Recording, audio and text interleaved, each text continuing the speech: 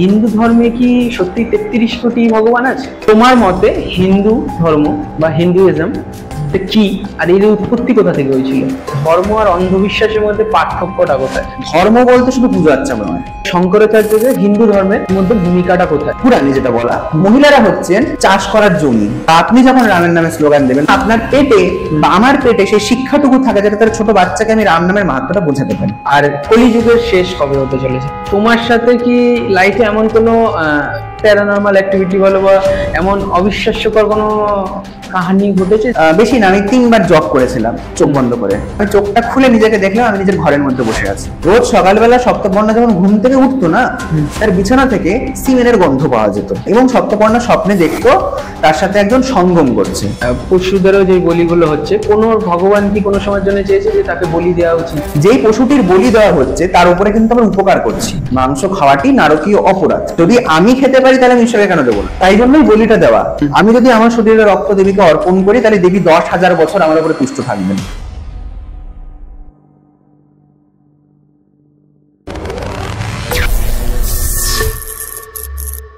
Hi guys, podcast বালা চ্যানেলে তোমাদের সবাইকে স্বাগত। আজকের পডকাস্টে আমরা হিন্দু ধর্ম, ঠাকুর, দেবতা এইসব বিষয়ের উপর আলোচনা করব। আর এখনকার সময় যেখানে ধর্ম নিয়ে মানুষের মধ্যে এত মতবিরোধ, এইসব পডকাস্ট এখনকার সমাজে একটা খুবই গুরুত্বপূর্ণ ভূমিকা পালন করবে। আর এইসব বিষয়ে আলোচনা করার জন্য আজকে আমাদের মধ্যে পেয়ে গেছি হিন্দু ধর্ম বিশেষজ্ঞ আকাশ বিশ্বাসকে। সো ওয়েলকাম আকাশ, কেমন আছো বলো? ভালো। ওকে, সবার প্রথমে আমরা এইসব টপিকের উপর কথা বলবো, কিন্তু তার আগে আমরা জানবো তোমাকে, যে তোমার এইসব জিনিস নিয়ে আগ্রহ কিভাবে আসলো, এইসব বিষয় কি রিসার্চ করেছিলে বা কোনো পড়াশোনার মাধ্যমে জ্ঞানগুলো অর্জন করেছিলে? আচ্ছা, তো এখানে আমি একটা কথা বলবো। আমি যখন ক্লাস 6-এ পড়ি তখন আমার একজন বন্ধু আমাকে একটি বই পড়তে সাজেস্ট করেন। বই বলতে শাস্ত্রীয় পুস্তক দেবী ভাগবতম পড়তে সাজেস্ট করেন। তো তখন সেটা পড়লাম।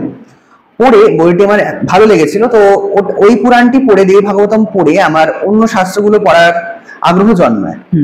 তাও সেখান থেকে মানে ততটা পড়া শুরু হয়নি, মানে খুবই কম কম পড়তাম আর কি, কারণ আমি খুবই আলসে টাইপের ছিলাম ওই বয়সে। এবার স্কুলের পড়াশোনা গুলো করতে হতো আর কি।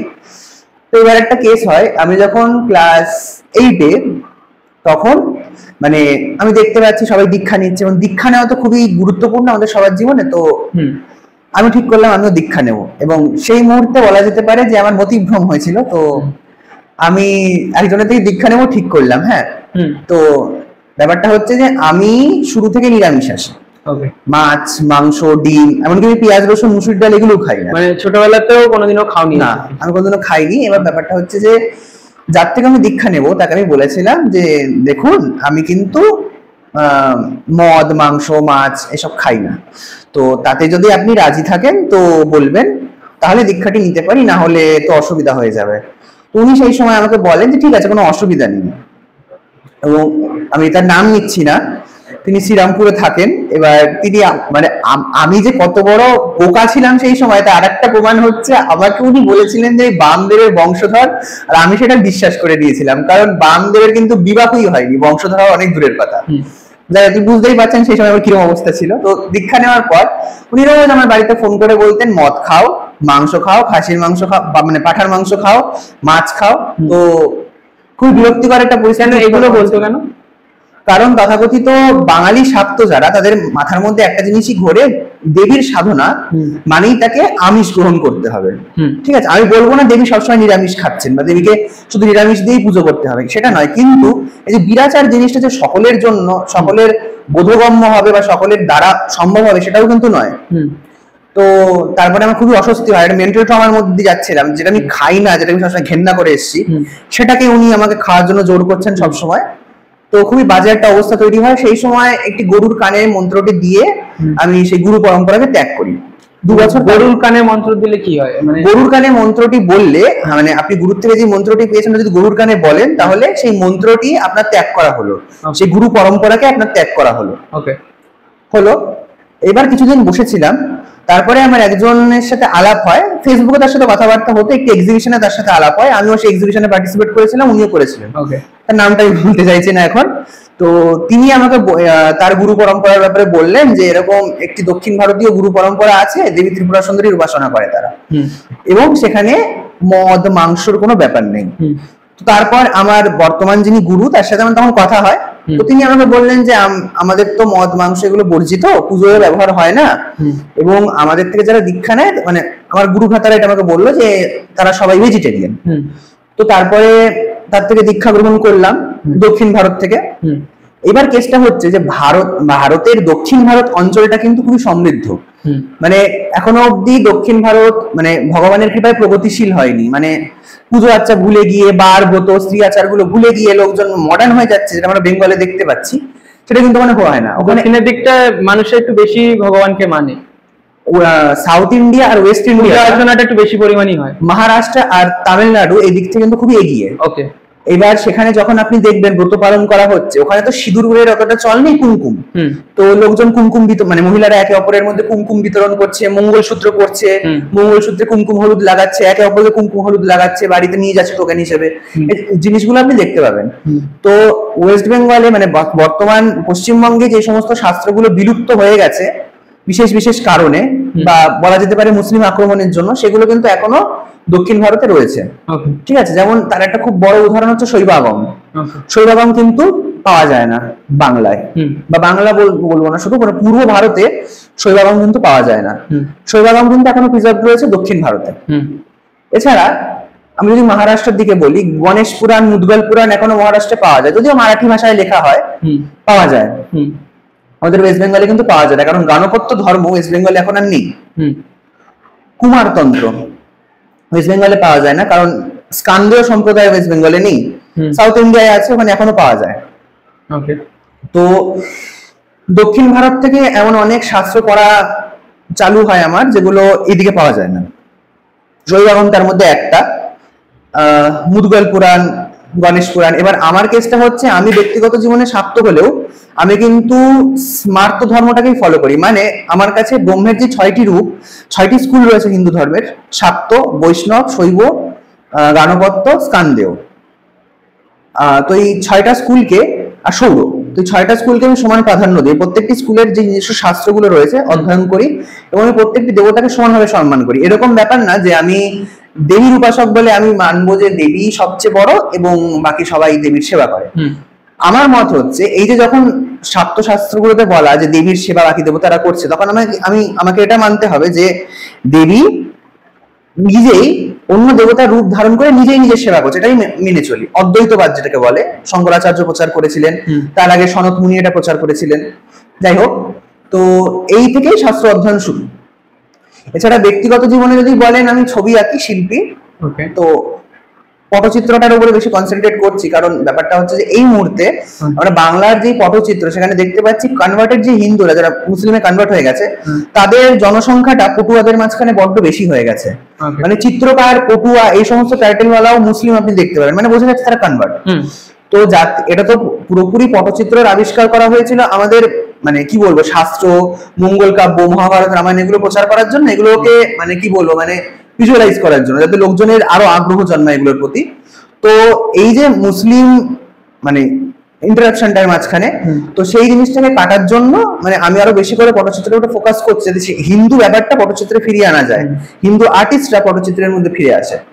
তো এই সময় এমন অনেক লোকের কথা শুনেছি যে আমি কেন সবসময় পট আঁকি, আমি তো আরো ভালো ভালো ছবি আঁকতেই পারি। এবার দেখুন, প্র্যাকটিসের জন্য আমাকে বিভিন্ন রকমের ছবি আঁকতে হয়। এবার পট তো কি বলবো, মানে পটচিত্র হচ্ছে আমাদের পশ্চিমবঙ্গের নিজস্ব কমিক আর্ট, ঠিক আছে? তো সেখানে খুব একটা কঠিন নয় পটচিত্র আঁকা, কারণ পটচিত্রে অ্যানাটমির কোনো ব্যাপার নেই। কিন্তু ওইটা আঁকার পিছনে আমার কারণ হচ্ছে যে এই যে দেবদেবীদের কাহিনীগুলো পটচিত্রে তুলে ধরা হচ্ছে, সেই জিনিস ধারাটাকে আবার প্রিজার্ভ করার জন্য, তুলে ধরার জন্য পটচিত্রটা আঁকি। তো বেশ কিছুদিন ধরে অনেকগুলো দেবীদের উপরে পটচিত্র তৈরি করেছি, 12টি দেবীর উপরে, তাদের কাহিনীর উপরে। তো এখনকার দিনে আমরা দেখতে পাই পটচিত্রের উপরে বিভিন্ন প্রগতিশীল টপিক ঢুকে পড়ছে, সেকুলারিজম ঢুকে পড়ছে, ইত্যাদি ইত্যাদি টপিক ঢুকে পড়ছে। তো সেগুলো যে তো পটচিত্রের মূল ধারণা নয়, সেগুলো করার জন্য পটচিত্র আবিষ্কৃত হয়নি। এবার আমরা শুধু পটচিত্র না, যে কোনো আঞ্চলিক শিল্প, ভারতবর্ষের যে কোনো আঞ্চলিক শিল্প, যেমন ওড়িয়া পট, কালামকারি, তঞ্জোর, ওয়ার্লি, মধুবানী, যে সমস্ত আঞ্চলিক চিত্রকলা, সবকিছুই আবিষ্কার হয়েছিল ধর্মীয় কাহিনী, ধর্ম প্রচারের জন্য আবিষ্কার করা হয়েছিল। যেমন মধুবানী যে চিত্রকলা, মৈথিলী শিল্পকলা, তার পিছনে একটা কাহিনী আছে। মহারাজা জনক যখন মহাদেবী সীতার বিবাহ হয় রামের সাথে, তখন তার সভাসদ যত আর্টিস্টরা ছিলেন তারা আদেশ দেন যে তোমরা একটি নতুন ধরনের চিত্রশিল্প তৈরি করো, ইনভেন্ট করো, যাতে আমার মেয়ের রামের সাথে বিবাহ উপলক্ষে সেটা আমি লঞ্চ করতে পারি সমাজে। তো তখন মৈথিলী বা মধুবনী আর্ট রচিত হয় বিহারের শিল্পকলা এটা। এরকম ভাবে প্রত্যেকটি আঞ্চলিক শিল্পকলাই না ধর্ম প্রচারে, আধ্যাত্মিকতা প্রচারের জন্যই তৈরি হয়েছিল। এই জিনিসটাই লোকে এখন ভুলতে বসেছে, আর লোকের এখন বেশি ফোকাস ওয়েস্টার্ন আর্টের দিকে। আমি জানি ওয়েস্টার্ন আর্টিস্ট অনেকটা এগিয়ে, মাইকেল অ্যাঞ্জেলো, ভিঞ্চি অনেকটা এগিয়ে, কিন্তু আমার ব্যক্তিগতভাবে কি বলতো, মানে আমি যেহেতু ভারতীয় শিল্পী, এবার বিষ্ণু ধর্মোত্তর পুরাণ থেকে আমরা ষড়ঙ্গের উল্লেখ পাই, ষড়াঙ্গের উল্লেখ পাই, যেখানে প্রত্যেকটি আর্টওয়ার্কের মধ্যে 6টি জিনিস থাকবে। ঠিক আছে, সেটা আমি এখন উল্লেখ করছি না। এই 6টি জিনিস আমি কোনোভাবে ওয়েস্টার্ন আর্টের মধ্যে খুঁজে পাই না। তো সেই জন্য আমার ওয়েস্টার্ন আর্টের ততটা চর্চা নেই। হ্যাঁ, পড়ি, আর যেহেতু ফাইন আর্টসের স্টুডেন্ট, তো হিস্ট্রির ক্ষেত্রে সেগুলো পড়তে হয়, কিন্তু নিজস্ব ব্যক্তিগত কোনো ইন্টারেস্ট এই প্রতি আমার নেই। তো এটাই বলার আর কি। ওকে, আচ্ছা, দেব দেবতাদের নিয়ে কথা হচ্ছে, তা হিন্দু ধর্মে কি সত্যি 33 কোটি ভগবান আছে? আচ্ছা, তো 33 কোটি, কোটি শব্দের দুটো অর্থ আছে, ঠিক আছে, একটা ক্রোড় আর একটা শ্রেষ্ঠতম। তো 33 কোটি দেবতা বলতে বোঝায় 33টি শ্রেষ্ঠতম দেবতা, ঠিক আছে, একাদশ রুদ্র, দ্বাদশ আদিত্য, 2টি অশ্বিনী কুমার এবং অষ্টবসু, এই হচ্ছে 33 কোটি দেবতা। ওকে, 33 কোটি দেবতা, তাহলে আমরা যে প্রতিটা দেব দেবতার আলাদা আলাদা রূপকে আমরা পুজো করছি, সেক্ষেত্রে কেন আমরা মেইনলি কোনো একটা মূর্তিকে ধরে পুজো করছি না? কারণ সেক্ষেত্রে কালী হোক, শিব হোক, ঠিক আছে, প্রতিটা কৃষ্ণ হোক, প্রতিটা ভগবানের আলাদা আলাদা রূপকে আমরা কেন পুজো করি? প্রতিটা রূপকে কি আলাদা আলাদা এনার্জি পাওয়া যাবে সব জায়গা থেকে? আচ্ছা, ব্যাপারটা হচ্ছে যে মনোথিজম যে জিনিসটা, ঈশ্বর এক, এই ধারণাটা পুরোপুরি ভিত্তিহীন, ঠিক আছে। কারণ ঈশ্বরকে তো বিভিন্ন কাজ করতে হয়, বিভিন্ন গুণ অবলম্বনে বিভিন্ন উদ্দেশ্য সার্থক করার জন্য বিভিন্ন সময় বিভিন্ন রূপ ধারণ করতে হয়। তাই মনোথিজম জিনিসটার কোনো ভিত্তি নেই, ঠিক আছে। সেই জন্য ঈশ্বরকে বিভিন্ন সময় বিভিন্ন রূপ ধারণ করতে হয়, ঠিক আছে। কখনো তিনি নারী মূর্তি ধারণ করছেন, শক্তি, কখনো তিনি শিব রূপে নিজেকে প্রকাশ করছেন, কখনো বিষ্ণু, কখনো সূর্য, কখনো গণপতি, বা কখনো স্কন্দ। তো এরকম ভাবে আমাদের দেবতা, মানে পরম ব্রহ্ম, যে নিরাকার নির্গুণ ব্রহ্ম, তিনি সগুণ সাকার মূর্তি ধারণ করছেন বারংবার, বিশেষ বিশেষ রূপ, মানে নির্দিষ্ট উদ্দেশ্য সাধন করার জন্য। তো এটাই হচ্ছে বিভিন্ন দেবদেবীর মূর্তি পুজো করার পিছনে ধারণা বা কারণ। আচ্ছা, তোমার মতে হিন্দু ধর্ম বা হিন্দুইজম কি, আর এর উৎপত্তি কোথা থেকে হয়েছিল? আচ্ছা, হিন্দু ধর্ম নামটা পরে দেওয়া হয়েছে, ঠিক আছে। সনাতন ধর্মটাই হচ্ছে মূল নাম বা আদি নাম। সনাতন মানে কি? পুরনো, ঠিক আছে। আমরা ব্রহ্মকে সনাতন, বা যখন তিনি মহিলা তাকে সনাতনী বলে, অর্থাৎ কি তিনি আদিমতম বা আদিমতমা।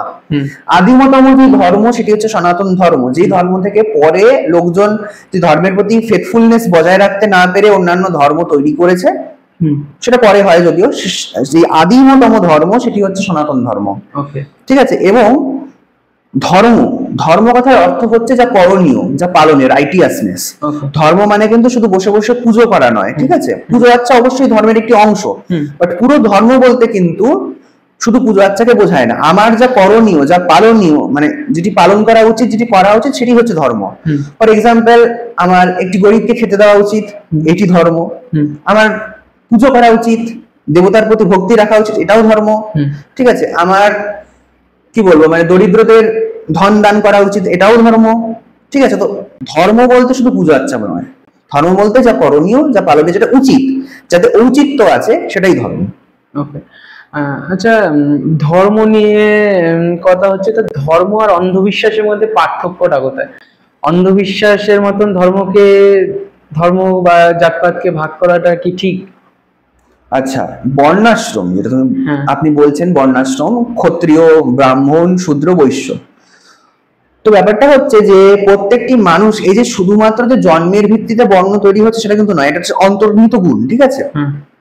তো অবশ্যই সেটা জন্ম দিয়ে নির্ধারণ হচ্ছে, জন্ম থেকে তো তার মধ্যে সেই ক্যারেক্টারিস্টিক্স থাকে, তো সেই অনুযায়ী বর্ণ ভাগ করা হচ্ছে। এইবার কিছু কিছু লোক হয়তো বলবে যে ব্রাহ্মণদের অনেক কিছুতে অধিকার আছে, শূদ্রদের অনেক কিছু অধিকার নেই।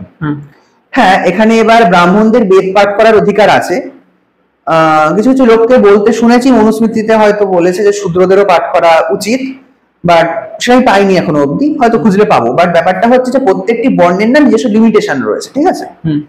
ব্রাহ্মণরা ধার্মিক মানে পুজো আর্চা করবে, ক্ষত্রিয়রা দেশ রক্ষায় অস্ত্র ধারণ করবে, শাসন করবে, বৈশ্যরা অর্থ আনবে অর্থাৎ ব্যবসা বাণিজ্য করে, এবং শূদ্ররা মানে পরশ্রী কাতর যে কাজগুলো অন্যের সার্ভিসে নিজেকে নিযুক্ত করবে, ঠিক আছে?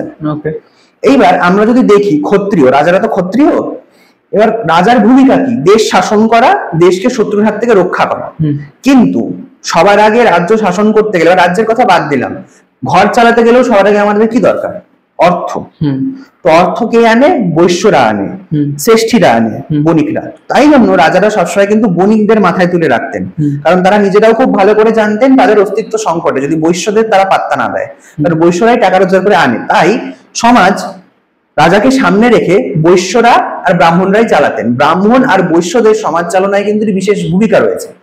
ব্রাহ্মণরা ধার্মিক কাজ করবে, এবং মনুস্মৃতিতে বলা যে এই যে ধার্মিক শিক্ষা মানে পাঠশালা করে যে টোলে যে শিক্ষা দেওয়া, সেই শিক্ষা 4টি বর্ণ গ্রহণ করতে পারলেও সেই শিক্ষা দান করার অধিকার একমাত্র ব্রাহ্মণের। ওকে, আমার এখানে একটা কোয়েশ্চেন আছে যে ব্রাহ্মণরাই কেন হিন্দু ধর্মের মধ্যে উঁচু জাত আর নিচু জাতদের মধ্যে বিভাগটা করে রেখেছে?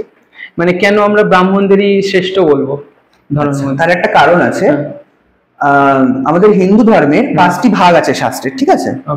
বেদ, বেদের পরে বেদ মানে শ্রুতি, শ্রুতি শাস্ত্রের পরে আসে স্মৃতি শাস্ত্র, স্মৃতি শাস্ত্রের পরে পুরাণ, পুরাণের পরে ইতিহাস, আর শেষে আগম মানে তন্ত্র, ঠিক আছে? এটি আমরা দেবী বহু আশ্চর্য শতনাম স্তোত্রেও পাই। শ্রুতি স্মৃতি পুরাণ ইতিহাস আগম কালেশ্বরী দেবী ত্রিপুরা সুন্দরীকে বলা হচ্ছে, মানে অর্ডার ওয়াইজ। তো ব্রাহ্মণদের মানে সনাতন ধর্মের সর্বশ্রেষ্ঠ এবং প্রথম শাস্ত্র হচ্ছে বেদ, ঠিক আছে? এবং আমরা বিভিন্ন ক্ষেত্রে দেখতে পাই যে বেদের তো অথরিটি সবার উপরে, তার নিচে যে শাস্ত্রগুলোর অথরিটি, তাতে যদি এমন কিছু লেখা থাকে বা করার আদেশ থাকে যেটা বেদ বিরুদ্ধ, তাহলে কিন্তু সেটা মান্য হবে না, ঠিক আছে? আমি উদাহরণ দিচ্ছি না এখানে, উদাহরণ দেওয়াটা উচিত হবে না। তো সেই জন্য বেদ পাঠের অধিকার যেহেতু ব্রাহ্মণের আছে, তাই ব্রাহ্মণকে সর্বোচ্চ জাত মানা হয়। এবং মনুস্মৃতিতে বলা ব্রাহ্মণরা সদা নমস্য, ঠিক আছে? ব্রাহ্মণদের সদা ভক্তি করা উচিত। এই ক্ষেত্রে আমি বলে রাখি, রাজা প্রতাপরুদ্র যিনি গজপতি বংশের শেষ শাসক ছিলেন আমাদের ওড়িশার, ওনারও কিন্তু রোজের রুটিন ছিল যে উনি রোজ ব্রাহ্মণদের পূজা করতেন। তো ব্রাহ্মণরা হচ্ছে ভগবানের রিপ্রেজেন্টেশন পৃথিবীতে, কারণ বেদ হচ্ছে স্বয়ং ব্রহ্ম, আর সেই ব্রহ্ম যারা পাঠ করতে পারছে তারা ব্রহ্মের অংশ। তাই ব্রাহ্মণরা সব জায়গায় বরণীয়, সব জায়গায় আদরণীয়। ওকে, এটাই হচ্ছে কথা, ব্রাহ্মণদের কেন সর্বোচ্চ স্থানটি দেওয়া হয়। ওকে, আচ্ছা, ব্রহ্মাণ্ডের উৎপত্তির পেছনে হিন্দু ভগবানদের কতটা অবদান আছে? আচ্ছা, তো এবার আমি বলি, ব্রহ্ম আদি ব্রহ্ম যিনি, তিনি নির্গুণ নিরাকার, ঠিক আছে? সৃষ্টি কার্যে তিনি কাম অবলম্বন করে একোহম বহুশ্যাম, অর্থাৎ কামনা, আমি এক থেকে অনেক হওয়ার কামনা থেকে ব্রহ্মাণ্ডের উৎপত্তি, ঠিক আছে? তো তিনি তখন নির্গুণ নিরাকার থেকে সগুণ সাকার হলেন, ঠিক আছে? এইবার ব্যাপারটা হচ্ছে যে ব্রহ্মের 5টি রূপ আছে, ঠিক আছে? এখানে এটা আমরা ললিতা সহস্রনামেও পাই। সংহার কার্যে ব্রহ্ম রুদ্র, ঠিক আছে? তিরোধানে তিনি ঈশ্বর, অনুগ্রহে তিনি সদাশিব, সৃষ্টি কার্যে তিনি ব্রহ্মা, এবং পালন কার্যে তিনি বিষ্ণু, ঠিক আছে? এবং এই 5টি ক্রিয়ার ঊর্ধ্বে যিনি, তিনি হচ্ছেন পরব্রহ্ম, ঠিক আছে? এবার পরব্রহ্ম 6টি স্কুল অনুসারে 6 জনই হতে পারে, যার যেটা দর্শন। স্কান্দদের দর্শনে কার্তিক, গাণপত্যদের দর্শনে গণপতি, সৌরদের দর্শনে সূর্য, শৈবদের দর্শনে শিব, বৈষ্ণব দর্শনে বিষ্ণু, এবং আমাদের শাক্তদের দর্শনে দেবী, ঠিক আছে? তো এরকম ভাবে পরব্রহ্ম যিনি, তিনি নিজের থেকেই 5 জনকে সৃজন করে সৃষ্টি কার্যে লাগাচ্ছেন, ঠিক আছে? প্রজা বিস্তারে লাগাচ্ছেন। এটি কল্পের আরম্ভে হচ্ছে, ঠিক আছে? এবং কল্পের অন্তে, মহাকল্পের অন্তে সবকিছু আবার ঈশ্বরের মধ্যে বিলীন হয়ে যাচ্ছে। আবার নতুন কল্প যখন আরম্ভ হচ্ছে, আবার সবকিছু সৃষ্টি হচ্ছে, ঠিক আছে? তো এই যে আমরা বিগ ব্যাং থিওরি বলি, এটা বৈজ্ঞানিক থিওরি, এই থিওরিটার সাথে আমাদের হিন্দু ধর্মের ব্রহ্মাণ্ড বিস্তারের একটা মিল হচ্ছে। এই যে বিগ ব্যাং থিওরির যে মূল পয়েন্টটা, যেটা এক্সপ্লোড হয়ে সবকিছুর বিস্তার হয়, সেটি হচ্ছে পরব্রহ্ম, ঠিক আছে? অর্থাৎ দেবী কালী। ওকে, বা আমি যে বললাম বিভিন্ন দর্শনে বিভিন্ন দেবতা, তো এরকম ভাবে মূল ব্রহ্ম থেকে সৃষ্টির বিস্তার হচ্ছে, ঠিক আছে? এই যে সৃষ্টি বিস্তার হলো, এটি সবকিছু মায়া, ঠিক আছে? মানে ইলিউশন। এবং এই ইলিউশনটি হচ্ছেন স্বয়ং দেবী। আবার যিনি ইলিউশনের ঊর্ধ্বে নিয়ে যান, এই জাগতিক মায়ার ঊর্ধ্বে নিয়ে যান, তিনিও দেবী। আবার এই জাগতিক মায়ার ঊর্ধ্বে গিয়ে আমরা যাকে লাভ করি, যে পরম পদ লাভ করি, সেটিও দেবী, মানে পরব্রহ্ম। ঠিক আছে, এইবার পরব্রহ্মের কাজ হচ্ছে মানুষকে মায়ায় মোহিত করা। ঠিক আছে, আর মানুষের কি কর্তব্য, সেই মায়ায় মোহিত হয়ে সে সেই মায়ার মধ্যেই নিমজ্জিত থাকবে না, তার মধ্যে সেই মায়া থেকে মুক্তি পাওয়ার কামনাটুকু জাগ্রত হবে। যেই ক্ষণে মানুষের মধ্যে জাগতিক মায়া থেকে মুক্তি হওয়ার কামনা জন্ম নেয়, সেই মুহূর্ত থেকে তার আধ্যাত্মিকতার পথে যাত্রা শুরু হয়। ঠিক আছে, এবার দেখো ব্যাপারটা হচ্ছে যে আমাদের শাস্ত্রে তো মাল্টিপল জন্মের কথা বলা, হয়তো কথাটি শুনতে খারাপ লাগবে, বন্ধু বান্ধব ভাই বোনের কথা আমি বাদই দিলাম, মা বাবার কথাই আমি ধরি। ঠিক আছে, এই যে আমাদের মা বাবার সাথে আমাদের সম্পর্ক, এই দেহের সম্পর্ক, ঠিক আছে, মা বাবা আমাদের জন্ম দিয়েছে, কিন্তু যখন এই দেহ আমরা ছেড়ে দেবো, সেই সম্পর্ক তো থাকবে না। ঠিক মা বাবার দিক থেকেও তাই। ধরো আমার মা মারা গেলেন বা আমার বাবা মারা গেলেন, ঠিক আছে, মারা যাওয়ার পর তার তো আর আমার সাথে কোনো সম্পর্ক নেই, তার আত্মার। তো এটাই হচ্ছে মায়া, যে জগতের মধ্যে যা কিছু আছে, যা কিছু জাগতিক সম্পর্ক, সবকিছুই মায়া। একমাত্র সত্য যিনি, তিনি হচ্ছেন ঈশ্বর, এবং তার সাথে সম্পর্কটাই মানে শাশ্বত সত্য। ঠিক আছে, এটি শঙ্করাচার্যও বলেছেন, জগৎ মিথ্যা ব্রহ্ম সত্যম। ওকে, তো এটি হচ্ছে কথা। ওকে, আচ্ছা, শঙ্করাচার্যের কথা হলো যে আমাদের ভারতবর্ষে 4 জন শঙ্করাচার্য আছে, তো শঙ্করাচার্যদের হিন্দু ধর্মের মধ্যে ভূমিকাটা কোথায়? আচ্ছা, বর্তমান যে 4 জন শঙ্করাচার্য আছেন তাদের ব্যাপারে আমার অতটা নলেজ নেই। ঠিক আছে, তাদের ভিডিও আমি দেখেছি, কিন্তু শ্রদ্ধা করি শঙ্করাচার্যকে, শ্রদ্ধা করি। তার একটা বিশাল বড় কারণ হচ্ছে শঙ্করাচার্য কিন্তু শাস্ত্রীয় মতে শিবের অবতার। শক্তি সঙ্গম তন্ত্রের ছিন্নমস্তা খণ্ডে শিব নিজে বলছেন যে আমি কলিযুগে শঙ্করাচার্য রূপে জন্ম নেব, যিনি আদি গুরু শঙ্করাচার্য, তিনি শিব। ঠিক আছে, এইবার শঙ্করাচার্যের একটা কন্ট্রিবিউশন হিন্দু ধর্মের প্রতি এখানে বলে রাখি। নরবলি, এই যেমন বিভিন্ন জায়গায় দেখতাম ডাকাতেরা নরবলি দিত, নরবলি কিন্তু অশাস্ত্রীয় নয়। ঠিক আছে, এবং নরবলি একমাত্র রাজা দিতে পারে। ঠিক আছে, নৃপতি। কারণ এখানে আমাদের ইজিপশিয়ান আইডিয়াজের সাথে আমাদের হিন্দু ধর্মের একটা মিল, মানে সনাতন ধর্মের মিল হচ্ছে যে আমাদের ধর্মে ওখানে যেমন ফেরো ওদের রাজা, বিগেস্ট রিপ্রেজেন্টেশন অফ গড, আমাদের ক্ষেত্রেও তাই, রাজা হচ্ছেন স্বয়ং দেবতা। দেবতা রাজা হয়ে শাসন করছেন। ঠিক আছে, এইবার সেই জন্য যেহেতু রাজা নৃপতি, নরের অধিপতি নরপতি, তাই একমাত্র তার অধিকার আছে নরবলি দেওয়ার, আর কিন্তু কারোর অধিকার নেই নরবলি দেওয়ার। ধরো আমরা যখন রাজতন্ত্র ছিল তখন যদি থাকতাম, আমি যদি যাতে বৈশ্য, আমি কিন্তু পারবো না নরবলি দিতে। ঠিক আছে, পশু বলি দিতে পারবো, নরবলি দিতে পারবো না। ঠিক আছে, তো কাঞ্চি কামাক্ষী মন্দির, মানে কামাক্ষী মন্দিরের কথা আমরা সবাই জানি, তো ওই জায়গাটির আদি নাম ছিল বালিপুরাম। ঠিক আছে, কেন? কারণ ওখানে এক একদিনে অনেক অনেক বলি হতো, নরবলি হতো। শঙ্করাচার্য ওখানে গিয়ে দেবী কামাক্ষী অর্থাৎ দেবী ত্রিপুরা সুন্দরীকে শান্ত করে, দেবী রাজতন্ত্র বেশি দিন নেই, কলিযুগে, কলিযুগ শুরু হয়ে গেছে, কলিযুগে খুব শিগগিরই রাজতন্ত্র লুপ্ত হয়ে যাবে, তখন তো দেবী তোমাকে আর কেউ বলি দেওয়ার অধিকারী থাকবে না। তো হে দেবী, তুমি দয়া করে নরবলি নেওয়া বন্ধ করে দাও। তখন দেবী ঘোষণা করেন যে আর নরবলি হবে না। একই ধারণা আমাদের যোগাদ্দা মন্দিরে প্রচলিত আছে। ঠিক আছে, বর্তমানে ক্ষীরগ্রামে যখন দেবীকে হনুমান এনে প্রতিষ্ঠা করলেন এখানে, তখন ওখানে যিনি রাজা ছিলেন হরিদত্ত, তাকে দেবী আদেশ দেন যে হে রাজন, তুমি বৈশাখ মাসে তো বটেই, এবং প্রত্যেক দিন আমাকে একটি করে নরবলি দিয়ে পূজা করো, তাহলে আমি তোমার সর্ব ইচ্ছা পূর্ণ করব। তো হরিদত্ত তখন পুজো করতে শুরু করে দেবীকে, দেবীর আদেশ মানে। এইবার হরিদত্তের চরিত্র যদি বিশ্লেষণ করি, এটাই বললাম সবকিছু মায়া, হরিদত্ত কিন্তু এটা জানতো, তাই তার জাগতিকতার প্রতি মোহ ছিল না। তাই হরিদত্ত কি করলো, যে 7 পুত্রের মধ্যে একটি পুত্রের রোজ বলি দিতে লাগলো। অর্থাৎ তিনি দেখাচ্ছেন তার কাছে ব্রহ্মই কিন্তু সত্য, এটি হওয়া উচিত মানুষের কাছে, জাগতিক সব সম্পর্ক কিন্তু মিথ্যা, ব্রহ্মই সত্য। তিনি সেইটি বুঝতে পেরে সেই বাঁধন ছিন্ন করে, সে পাশ মুক্ত হয়ে তিনি রোজ একটি করে নিজের ছেলের বলি দিতে লাগলেন। এবার ওনার তার অনন্ত সংখ্যক ছেলে মেয়ে ছিল না, 7টি পুত্র ছিল, 7টি পুত্র উনি বলি দেন। বলি দেওয়ার পরে এবার দেখলেন আমার তো আর পুত্র নেই, আমি যদি মরে যাই, এবার লোকজন এখানে বললো তারা রাজা নিজের বলি কেন দিলেন না, তার আর পুত্র নেই। সেখানে যদি তিনি নিজের বলি নিজে দিয়ে দেন, লোকের কাছে মানে যে বলি দিচ্ছে তাকে গিয়ে বলেন যে আমার বলি দাও, তখন তার বলি দেওয়ার কেউ থাকবে না, কারণ রাজা তো নেই, তিনি তো রাজা, রাজা মরে গেলে তো তার বংশধর তার বলি দিয়ে দিয়েছে। এবার কি হলো, তিনি একটা রুল চালু করলেন পুরো রাজ্যে, যে রোজ একটি একটি বাড়ি থেকে একটা একটা করে বলি আমি নেব, যাকে দেবীর কাছে বলি দেওয়া হবে। এরকম চলতে থাকে ক্ষীরগ্রামে। হঠাৎ মন্দিরে যিনি পূজারী, তার পালা আসলো, তার একমাত্র ছেলের বলি হওয়ার পালা আসলো। যেদিন বলি হবে তার আগের দিন তিনি গ্রাম ছেড়ে পালাচ্ছেন। এটি আমরা যোগাদ্দা বন্দনাতেও পাই, বিভিন্ন কবিরা লিখেছেন।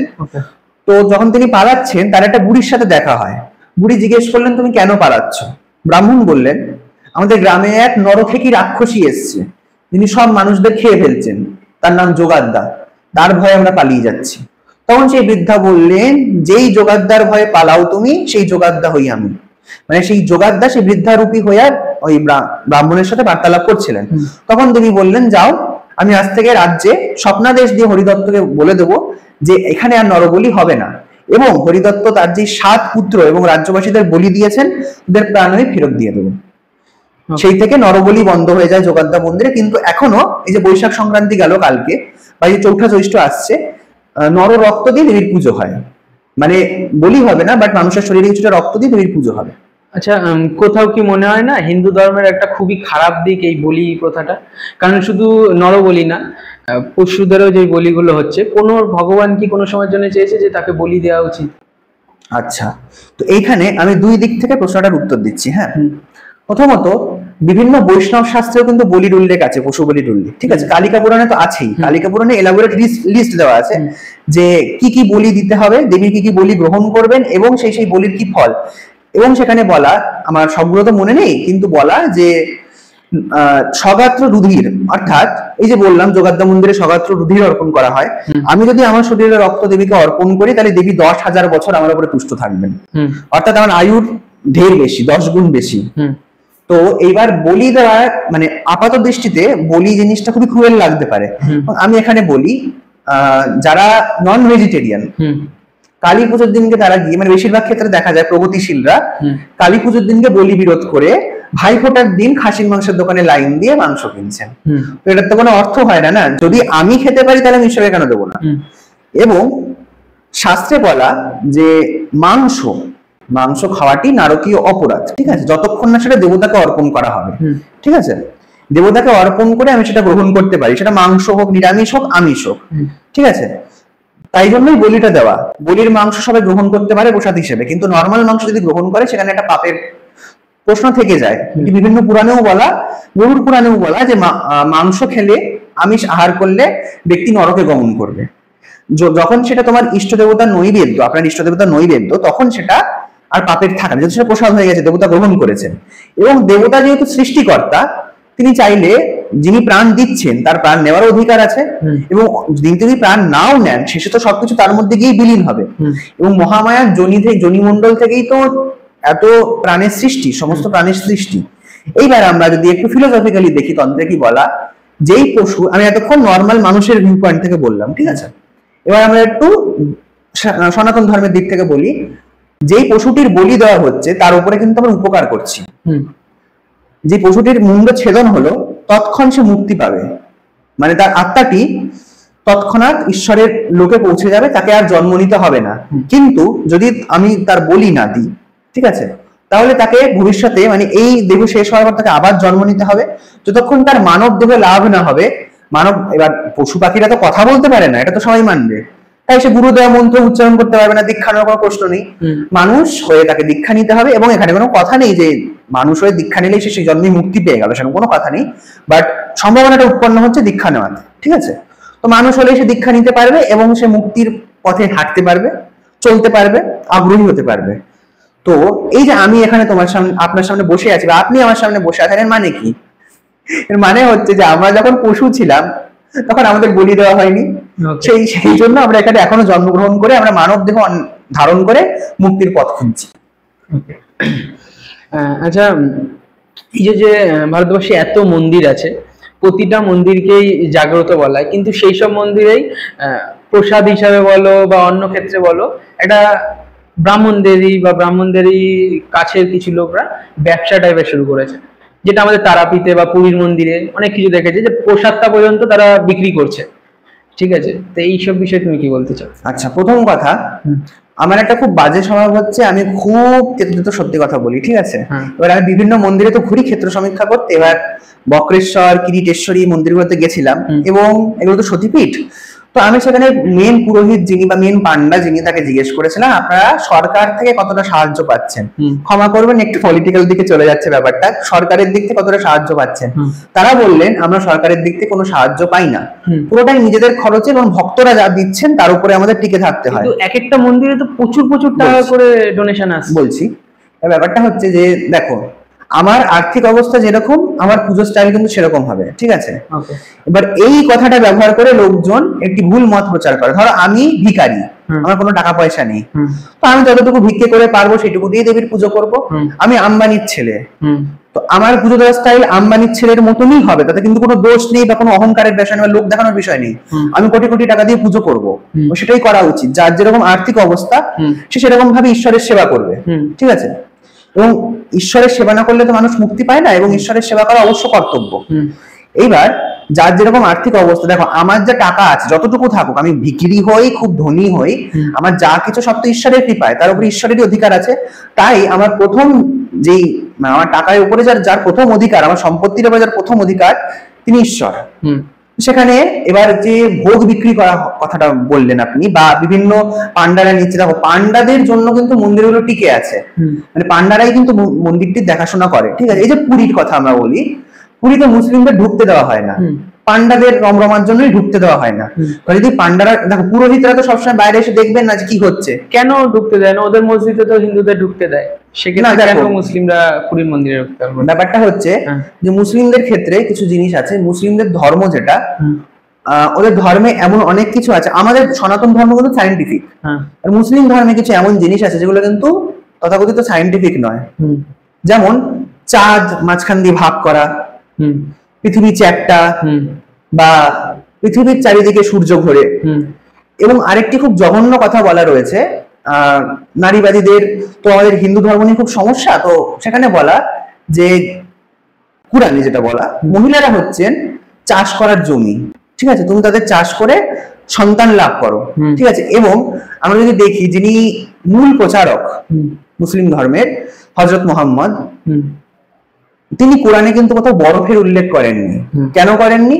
কারণ তিনি যেখানে বসে কোরআন রচনা করেছিলেন সেখানে তিনি জীবনে বরফ দেখেননি, দেখার কথাও না, ঠিক আছে।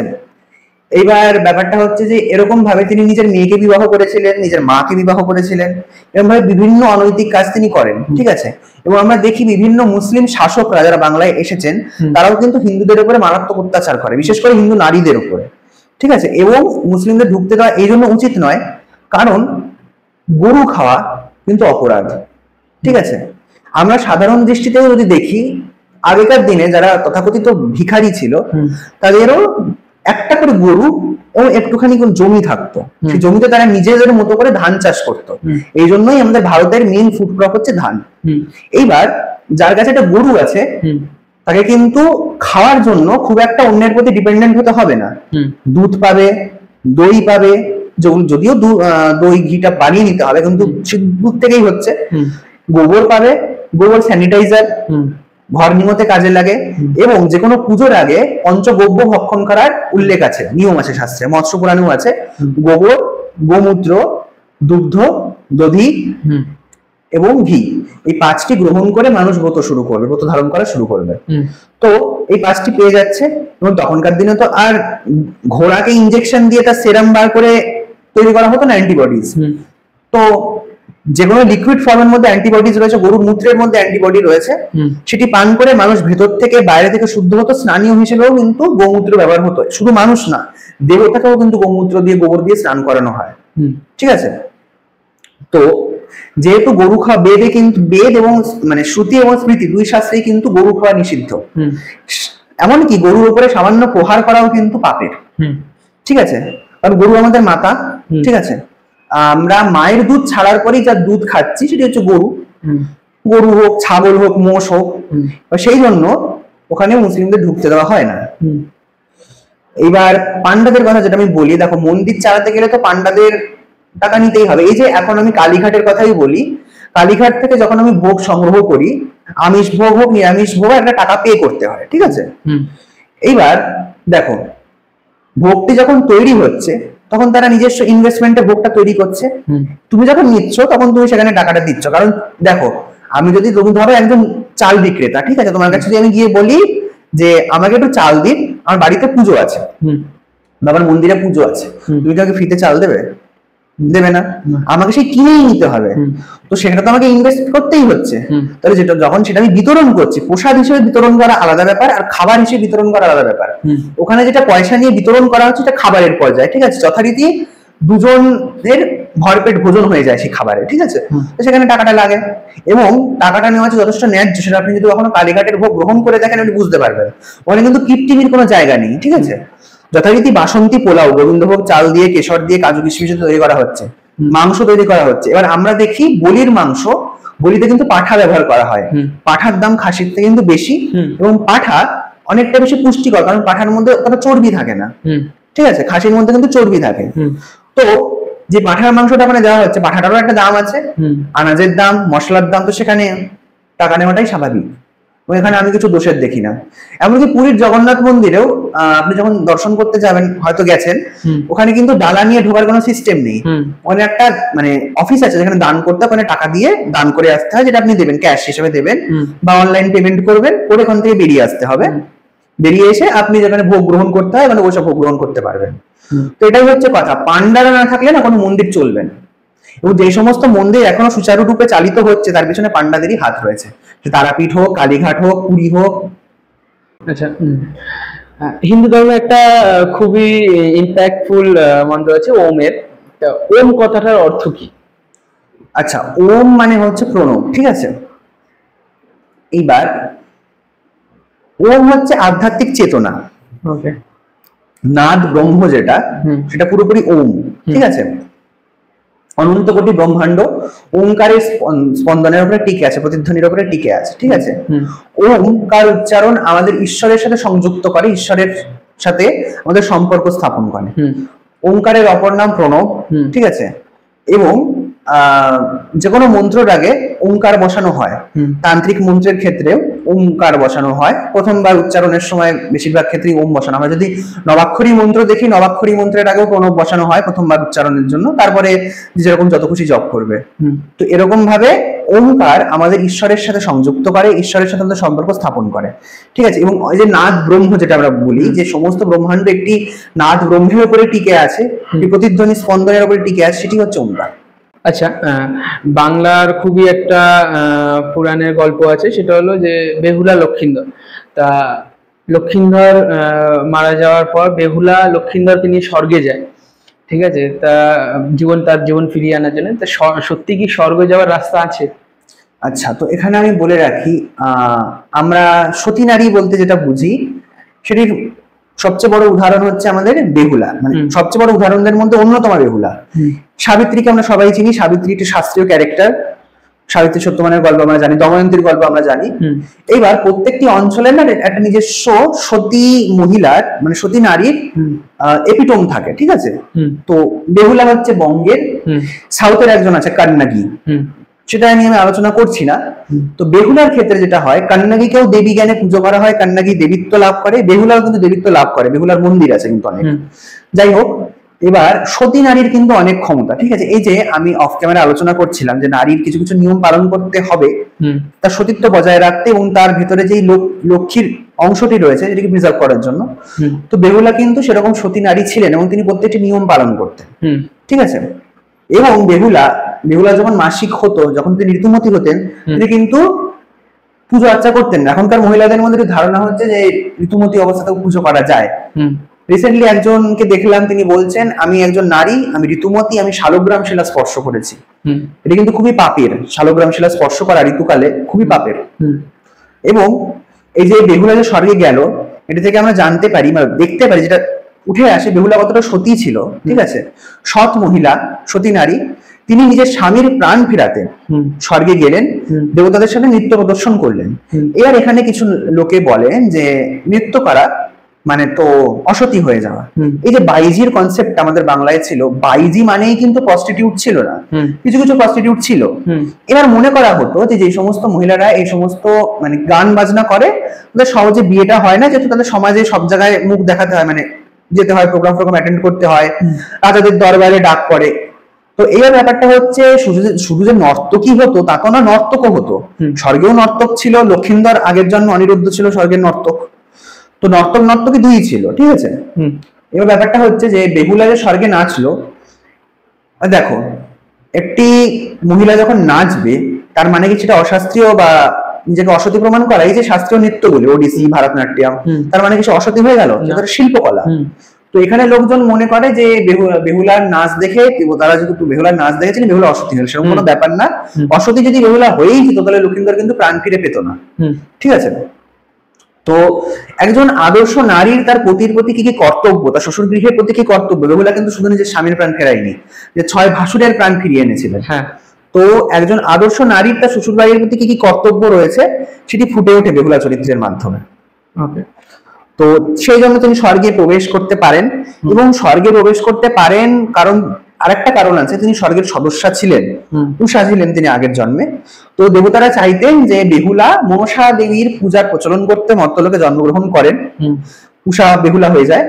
তারপর দেবতারা চাইছিলেন যে দেহত্যাগ করার আগে, বেহুলার দেহত্যাগ করার আগে যাতে বেহুলার নিজের পূর্বজন্মের স্মৃতি যে তিনি একজন নর্তকী ছিলেন সেটি তার ফিরে আসে, ঠিক আছে। তাই জন্যই তাকে নাচতে বলা হয়েছিল, এতে খারাপ কিছু ছিল না, বা বেহুলার চরিত্রের উপরে কোনো আঘাত করা হয়নি এতে।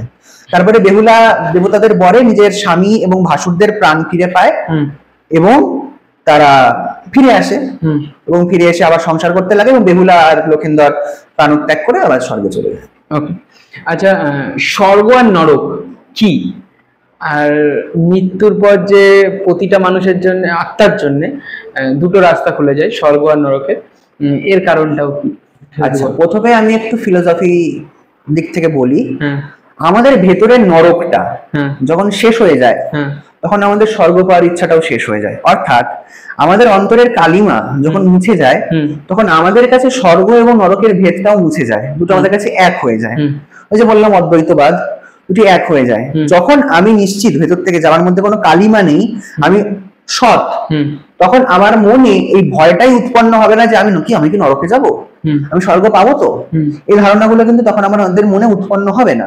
তখন আমরা জানি আমরা সৎ কাজ করেছি, আমাদের নিজেদের কর্মের উপরে ভরসা আছে, তখন স্বর্গ নরক আমাদের কাছে এক।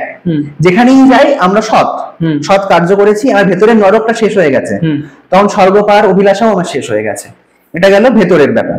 আর বাইরে আসি, নরক এবং স্বর্গ প্রত্যেকটি পুরাণে, বা বিশেষত আমি যদি নামগুলো বলে দিই, গরুড় পুরাণ, শিব পুরাণ এবং বিভিন্ন তন্ত্র এবং দেবী ভাগবতে বিভিন্ন নরকের উল্লেখ পাওয়া যায়। নরক কিন্তু কোনো একটা জায়গা নয়, হাজার হাজার নরক রয়েছে, বিভিন্ন পাপের শাস্তি হিসেবে বিভিন্ন নরকে পাঠানো হয়। ঠিক আছে। তো যে পাপ করবে সে নরকে যাবে, যে পুণ্য করবে সে স্বর্গে যাবে, ঠিক আছে। এবার আমি যদি সচেতন হয়েও পুণ্য কাজ করি, ধরুন একজন গরিবকে আমি দান করছি স্বর্গে জায়গা পাওয়ার জন্য, ঠিক আছে, সচেতন হয়েই করলাম, স্বর্গে জায়গা পাওয়ার জন্য করছি, কিন্তু করছি তো কর্মফল হিসেবে আমাকে কিন্তু সেটা স্বর্গে যাওয়ার গুণ মানে কর্ম হিসেবে বিবেচিত হবে। এবার এখানে একটা কথা বলে রাখি, একটা কথা না বললেই নয়, স্বর্গ আর নরকের কনসেপ্ট নিয়ে আমাদের বঙ্গদেশে একটি বিশেষ ধরনের শিল্পকলা গড়ে ওঠে, জমপট, ঠিক আছে। একটি পটচিত্রের একটা ভাগ। মুর্শিদাবাদ এবং বীরভূম যে এলাকায় মূলত নবাবদের শাসন ছিল, সেই এলাকায় এই পট দুটি গড়ে ওঠে, কারণ নবাবরা জোর করে মুসলিমে কনভার্ট করে দিত, মানে হিন্দুদের মুসলিম করে দিত এবং মহিলাদের তুলে নিয়ে যেত, এবং যাতে লোকজন দৃঢ়ভাবে হিন্দু ধর্মেই টিকে থাকে সেজন্য জমপট তৈরি করা হয়, আঁকা হয়। জমপটের কনসেপ্ট হচ্ছে মৃত্যুর পর কি কি পাপ করলে মানুষের কি কি শাস্তি হবে। উপরে বসে রয়েছেন যম, মিনিমাম তিনটে প্যানেল হয়, উপরে যম বসে থাকে, তার সাথে চিত্রগুপ্ত থাকে এবং যমদূত থাকে। পরের দুটি প্যানেলে দেখানো হয় মানুষ পাপ করলে যমদূতরা তাকে কি কি শাস্তি দেয়, ঠিক আছে। কোনো ক্ষেত্রে দেখা যায় যে মিথ্যে বলেছে তার জিভে সাঁড়াশি ধরে টেনে ধরা হচ্ছে, বা তার জিভে জ্বলন্ত লাভা ঢেলে দেওয়া হচ্ছে। কোনো কোনো ক্ষেত্রে দেখা যায় যে মহিলারা খুবই অসতী ছিলেন ব্যক্তিগত জীবনে, তাদেরকে নিয়ে নারকেল গাছের যে গুড়িটা, ওটা তো একটা টেক্সচার রয়েছে, ওতে ঘষা হচ্ছে মহিলাদের। আর একটা রয়েছে যারা খুবই আনসোশ্যাল ছিলেন, ঠিক আছে, সমাজে ধরুন ঢেকি তো সবার থাকতো না, কারুর থাকতো, কিন্তু আমি যে বললাম ধান আমাদের ফুড ক্রপ ছিল, সবারই মিনিমাম চাষ হতো। তো এবার গুঁড়ো করতে হবে, ঢেকি দিয়ে গুঁড়ো করা হয়। তো এইবার যাদের কাছে ছিল না, তারা যাদের কাছে আছে, যে সমস্ত ধনী ব্যক্তি, তাদেরকে অ্যাপ্রোচ করবে, এবং যারা তাদেরকে সেই ঢেকি ইউজ করতে দেবে না, অর্থাৎ সোশ্যাল নয়, সামাজিক নয়, মানুষকে সাহায্য করছে না, তাদেরকে সেই ঢেকি দিয়ে নরকে পেটানো হবে। এই দৃশ্যটাও তুলে ধরা হয়। আমি নিজেও একটি জমপট বানিয়েছিলাম। তো এটি হচ্ছে স্বর্গ আর নরকের কনসেপ্ট। ওকে, হিন্দু ধর্মে হনুমানজির ভূমিকা কতটা? আচ্ছা, আমাদের হিন্দু ধর্মে কিছু চিরঞ্জীবী আছে, ওকে, তার মধ্যে অন্যতম হচ্ছেন হনুমান। ঠিক আছে, হনুমান বা মারুতি যাই বলি, এবার হনুমানের তান্ত্রিক প্রয়োগ কিন্তু রুদ্রজামল তন্ত্রে রয়েছে। এই জন্যই হনুমান বর্তমান সময়ে এতটা কি বলবো মানে পপুলার হয়ে উঠেছেন। এবং চার মাথার মোড়ে হোক বা আমি যখন বর্গভীমা মন্দিরে যাই মেদিনীপুরে, গ্রামের রাস্তার ধারে ধারে ফুটপাতে কিন্তু হনুমানের মন্দির থাকে। ঠিক আছে, এবং ব্যাপারটা হচ্ছে যে হনুমানের অনেক প্রয়োগ রয়েছে, শত্রুনাশে হনুমানের প্রয়োগ রয়েছে ইত্যাদি ইত্যাদি রুদ্রজামল তন্ত্রে রয়েছে। তো রুদ্রজামল তন্ত্র বাংলায় কিন্তু খুবই প্রচলিত একটি তন্ত্র। রুদ্রজামল তন্ত্রের যে রিচুয়ালস গুলো সেগুলো বাংলায় খুব মানে নিষ্ঠার সাথে পালন করা হতো, সেই জন্যই হনুমান এতটা পপুলার এবং রামায়ণের অন্যতম চরিত্র। এছাড়া তিনি শিবের অবতার, শিবপুরাণে আমরা পাই সেটা। এছাড়া এই যে বললাম এখনকার দিনে মঙ্গলবার করে হনুমানের পুজো করা হয়, ঠিক আছে, কিন্তু আমাদের বাঙালিদের কাছে আমি হনুমানের হনুমানজির একটা আলাদা এনার্জি আমাদের মধ্যে কাজ করে না। ব্যাপারটা হচ্ছে যে মঙ্গলবারে আমরা হনুমানের পুজো করি, কিন্তু আমাদের যে বাংলার সংস্কৃতির মধ্যে, আমি কাউকে ছোট করছি না, হনুমানজিকে ছোট করছি না, ভক্তি করেই বলছি। আগে আমাদের যেটা হতো, আমরা মঙ্গলবারে পূজা বলতে আমরা বুঝতাম মঙ্গলচণ্ডীর পূজা, এটাই বাংলার সংস্কৃতি। মঙ্গলচণ্ডীর পূজা, বিপত্তারিণীর পূজা, এটা কিন্তু পূর্ববঙ্গের একটি সংস্কৃতি। আমরা যখন পূর্ববঙ্গ থেকে, আমরা ব্যক্তিগতভাবে যখন পূর্ববঙ্গ থেকে মাইগ্রেট করে এদিকে চলে আসি, তখন পূর্ববঙ্গীয়দের থেকে এই কালচারটা ছড়িয়ে পড়ে পশ্চিমবঙ্গীয়দের মধ্যে, মানে এই দেশীয়দের মধ্যে, তারা আপন করে নেয় জিনিসটা। যাই হোক, তো এখন সবাই মঙ্গলবার বলতেই হনুমান বোঝে। আমি ছোট করছি না, হনুমানের অপমান করছি না, বাট এটাও মনে রাখতে হবে যে মঙ্গলবার বলতে কিন্তু শুধু হনুমানজিকে বোঝায় না। ঠিক আছে, তিনি অবশ্যই একজন দেবতা, একজন উৎকৃষ্ট মানের দেবতা, কিন্তু ব্যাপারটা হচ্ছে যে আমাদের তো নিজস্ব কিছু কালচারাল প্র্যাকটিস ছিল, এবং মঙ্গলচণ্ডীর পূজা কিন্তু আমাদের বাংলার কাছে খুবই ইম্পর্টেন্ট, শুধু ধর্মের দিক থেকে নয়, সাহিত্যের দিক থেকে। মানে চণ্ডী মঙ্গল কাব্য রচনা করা হয়, অভয়মঙ্গল কাব্য রচনা করা হয় মধ্যযুগের সাহিত্যের মধ্যে, সেখান থেকেই চণ্ডীর পূজাটা প্রচলিত হয়ে গেছে, মঙ্গলচণ্ডীর পূজা। তো সেখানে আমি বলবো যে হনুমানজির পূজা অবশ্যই করুন, বা যে মঙ্গলবারে হনুমানজির পূজা করে করুক, কিন্তু এই জিনিসটা ভুললে চলবে না যে মঙ্গলবারে হনুমানজি ছাড়াও একাধিক দেবতার পুজো হয়। এটাই বক্তব্য আমার। এবং পরাশর সংহিতা বলে একটি টেক্সট আছে, সেখানে কিন্তু হনুমানজির একজন পত্নীর উল্লেখ আছে। ঠিক আছে, এবার আমরা হনুমানকে বেশিরভাগ ক্ষেত্রে হনুমানজিকে ব্রহ্মচারী হিসেবে দেখি, এই কল্পের হনুমান ব্রহ্মচারী। ঠিক আছে, কিন্তু হনুমানজি যখন তার গুরু সূর্যদেবের কাছে শিক্ষা গ্রহণ করছিলেন, তখন এমন কিছু শিক্ষার দিক ছিল যেগুলো গৃহস্থ আশ্রম ছাড়া দেওয়া যেত না। তখন এই যে সুবর্চলা, হনুমানের যিনি পত্নী, দক্ষিণ ভারতে এনার মূর্তিও আছে এবং এনার মন্ত্রক্রমও আছে পরাশর সংহিতায়, ধ্যানও আছে। তো যাই হোক, তো সূর্যদেব নিজের শরীর থেকে একজন কন্যাকে সৃজন করেন, যিনি সূর্যেরই কন্যা, পার্বতীর অবতার। ইনি হনুমানকে বিবাহ করেন। হনুমান রুদ্রের অবতার, সুবর্চলা পার্বতীর অবতার। ঠিক আছে, এরা বিবাহ করেন এবং এদের মন্ত্রক্রম, দীক্ষা, ধ্যান সবই প্রচলিত আছে পরাশর সংহিতায়। তবে হ্যাঁ, এই কল্পের যিনি হনুমান তিনি ব্রহ্মচারী। ওকে, আচ্ছা, এখনকার হিন্দু ধর্ম বা হিন্দুইজমের বলতে রিসেন্টলি রামকে বোঝানো হচ্ছে। ঠিক আছে, তা রামের প্রতি এত বেশি হিন্দুত্বটাকে আমরা কেন প্রচার করছি? মানে হিন্দু ধর্ম মানে কি রামকে বোঝায় এখন? আচ্ছা, প্রথম কথা, আমি যেটা নিজস্ব ব্যক্তিগত বিশ্বাস, রামের নামে স্লোগান দেওয়া হচ্ছে, খুবই ভালো কথা। পূর্ণ হচ্ছে লোকজনের রাম নাম উচ্চারণ করলে, কারণ রাম নাম তো স্কন্দ পুরাণ অনুসারে তারক ব্রহ্ম। ব্যাপারটা হচ্ছে আমি ব্যক্তিগত জীবনে এটা বিশ্বাস করি যে আমি যখন রামের নামে স্লোগান দেব, বা আপনি যখন রামের নামে স্লোগান দেবেন, ধরুন আপনার একটি ছোট বাচ্চা আছে, ঠিক আছে, এবার আপনার বাচ্চাটি এসে আপনাকে যখন জিজ্ঞেস, বাবা বাবা তুমি রামের নামে কেন স্লোগান দিচ্ছ, তখন যেন আপনার পেটে বা আমার পেটে সেই শিক্ষাটুকু থাকে, যাতে তার ছোট বাচ্চাকে আমি রাম নামের মাহাত্ম্যটা বোঝাতে পারি, যে রামের নামে স্লোগান আমরা কেন দিচ্ছি। এটা তো প্রথম পয়েন্ট। দ্বিতীয়ত, রাম একজন আদর্শ চরিত্র। ঠিক আছে, রাজা হিসেবে, পুত্র হিসেবে, বর হিসেবে, ভাই, বাবা, সবকিছু দিক থেকে রাম একজন আদর্শ চরিত্র। এবং রামকে আমরা যতই বিষ্ণুর অবতার বলে থাকি না কেন, বিষ্ণু তো পরব্রহ্ম, এবং পরব্রহ্মকে আমরা আইডল হিসেবে, মানুষের আইডল হিসেবে স্থাপন করতে পারি না, কারণ তার জন্ম নেই, তার মৃত্যু নেই, জন্ম মৃত্যু যেহেতু নেই, তাদের মা বাবা নেই। ঠিক আছে, কিন্তু রাম একজন অবতার, বিষ্ণুর অবতার, তার মা বাবা রয়েছে। তিনি দশরথের প্রতি একজন পুত্র হিসেবে কর্তব্য পালন করেন, তিনি নিজের বিমাতা কৈকেয়ীর উদ্দেশ্যে কর্তব্য পালন করেন, নিজের পুত্র লব কুশ, পত্নী সীতা, ভাইদের হিসেবে ভাইদের উদ্দেশ্যে প্রজাদের উদ্দেশ্যে নিজের কর্তব্য পালন করেন। তাই রাম একজন আইডল, প্রথম কথা। দ্বিতীয় পয়েন্ট গেল। তৃতীয় পয়েন্ট, রামের উপাসনা কিন্তু কেবলমাত্র বৈষ্ণব সম্প্রদায়ে সীমাবদ্ধ নয়, ঠিক আছে? রাম শাক্ত সম্প্রদায়ের একজন দেবতা। রামকে 3 রকম ভাবে শাক্ত সম্প্রদায়ে দেখানো হয়েছে। প্রথমে শক্তি সঙ্গম তন্ত্র। শক্তি সঙ্গম তন্ত্রে বলা রাম হচ্ছেন কালী এবং তারার সম্মিলিত অবতার। 1। 2, মুন্ডবানা তন্ত্র। মুন্ডবানা তন্ত্রে বলা রাম হচ্ছেন তারার অবতার। 3, তোরল তন্ত্র। তোরল তন্ত্রে বলা রাম মাতঙ্গীর অবতার, মহাবিদ্যা মাতঙ্গীর অবতার। 4, ত্রিপুরা রহস্য এবং ব্রহ্মাণ্ড পুরাণে রামকে ত্রিপুরা সুন্দরীর অবতার বলা।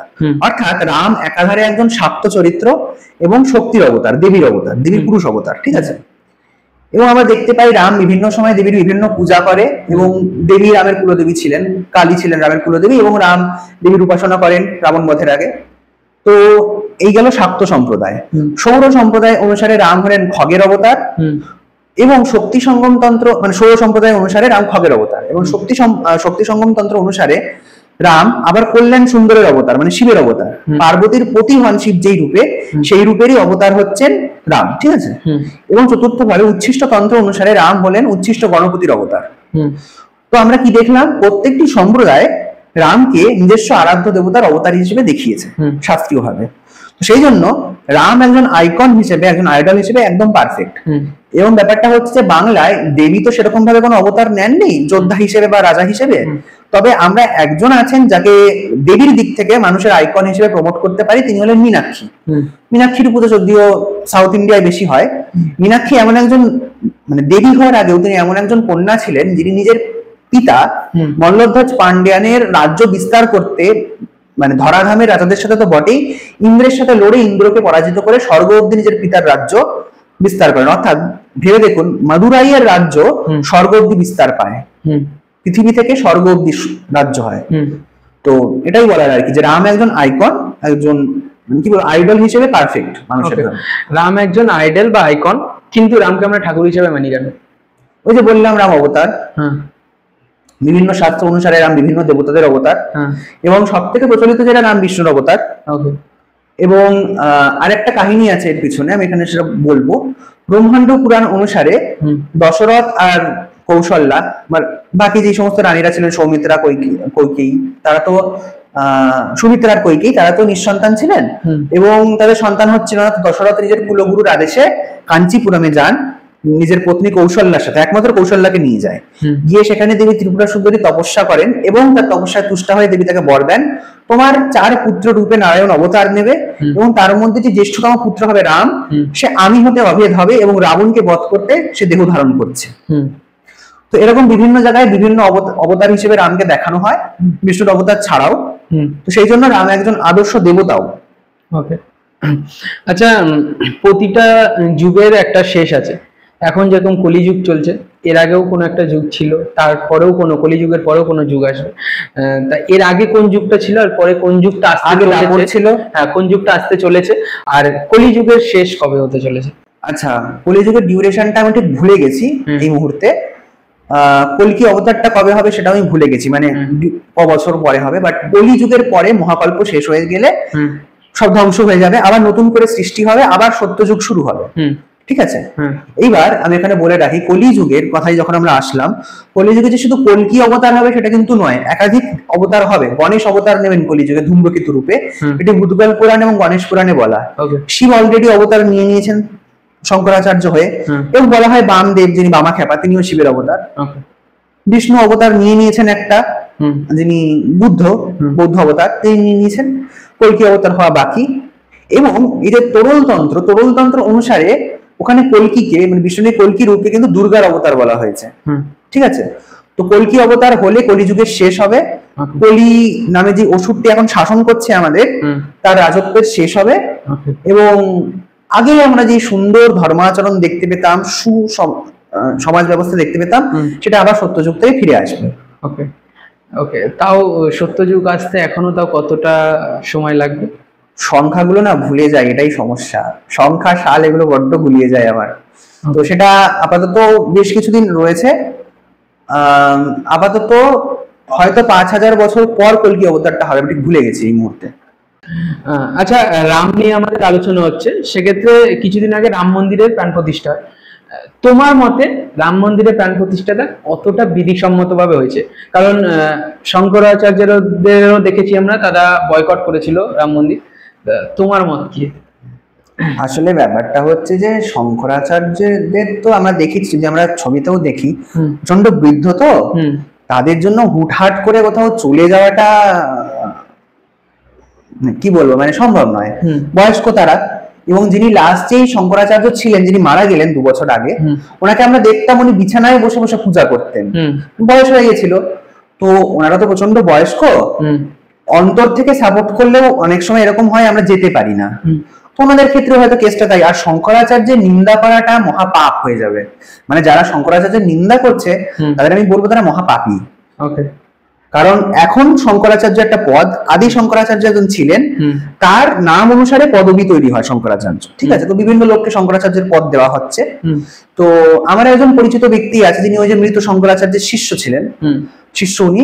তো ব্যাপারটা হচ্ছে যে শঙ্করাচার্যের নিন্দা করাটা প্রচন্ড খারাপ একটা আইডিয়া এবং খারাপ একটা কাজ। কারণ শঙ্করাচার্য যে ধর্মটি প্রচার করেন, অদ্বৈত ধর্ম, ওই ধর্মটি প্রচার করার জন্যই আমাদের হিন্দু ধর্ম আজকে টিকে আছে, সনাতন ধর্ম টিকে আছে। তাহলে বৌদ্ধরা যেরকম ভাবে আক্রমণ করছিল, আমাদের ধর্ম কিন্তু থাকতো না। খুব অ্যাক্টিভলি আদি শঙ্করাচার্য আমাদের হিন্দু ধর্মকে রক্ষা করেছেন বৌদ্ধ আক্রমণ থেকে। ওকে। তো ওনারাও রাম মন্দির যে গেল না, বয়কট করলো, এর পেছনে কারণ কি ছিল? এর পিছনে একদম মানে কি কারণ সেটা তো আমি জানি না, তবে আমি যেটা আন্দাজ করেছি, হয়তো ওনাদের বয়স হয়ে গেছে, সেরকম ভাবে তো যখন তখন যেখানে বসে পৌঁছে যাওয়া সম্ভব না, তো সেই জন্য হয়তো যাননি, বা সেই না যাওয়াটাকে হয়তো লোকজন বয়কটের আখ্যা দিচ্ছে। আচ্ছা, জাতিস্বরটা কি? আচ্ছা, জাতিস্বর বলতে যে যার নিজের আগের জন্মের স্মৃতি মনে আছে, ঠিক আছে? যে বেহুলাকে নিয়ে আলোচনা হলো, বেহুলা জাতিস্বর ছিলেন। রাম, বিষ্ণুর প্রত্যেকটা অবতার জাতিস্বর ছিলেন। রাম জাতিস্বর ছিলেন, কৃষ্ণ জাতিস্বর ছিলেন। সবাই জানতেন যারা নারায়ণের অবতার, এরকম একটা কাজ করতে এসছে পৃথিবীতে, অবতার নিয়েছেন, এবং একটা সময় পর তাদের চলে যেতে হবে। তো যার নিজের পূর্বজন্মের কথা মনে আছে সেই হচ্ছে জাতিস্বর। ওকে। জাতিস্বর চলে গেল, রাম মন্দিরের ব্যাপারে আমরা আলোচনা করে নিয়েছি। এবার একটু তোমার ব্যাপারে আসি, তুমি ভগবানে কতটা বিশ্বাস করো? ব্যাপারটা হচ্ছে আমি ভগবানে কতটা বিশ্বাস করি সেই প্রশ্নটা করতে গেলে মানে উত্তরটা এরকম আসবে যে ভগবানের বাইরে কিছু বিশ্বাসই করি না। ওকে। তো আমার কাছে আমি যেটা বললাম সবকিছুই মায়া, তো মায়ার জগতে তো থাকতে হবে, তো সেই মায়ার জগতে থেকে আমাদের সবার কিছু কিছু কর্তব্য আছে, সেগুলো আমাকে পালন করতে হবে। তো আমারও কিছু কর্তব্য ভগবান দিয়েছেন আমাকে, সেগুলো পালন করতে হচ্ছে। কি কর্তব্য সেটা আমি এখন বলছি না, তো সেগুলোই পালন করতে হচ্ছে আর কি। তো এই যে আমাদের কালচারে বিভিন্ন লুপ্ত হয়ে যাওয়া জিনিসগুলো, শাস্ত্র, আচার আচরণ, বার ব্রত, পূজা, সংস্কৃতি, এগুলো উদ্ধার করতে হচ্ছে। তো আমি বলবো যে আমার কাছে, আমি ব্যক্তিগতভাবে অদ্বৈতবাদী, ঠিক আছে? এখন যদি কেউ আমার কাছে এসে বলে যে, মানে আমি যেটা, আমাদের শাক্ত ধর্ম যেটা বলে দেবী ললিতার সেবা সকল দেবতারা করে, নারায়ণ করছে।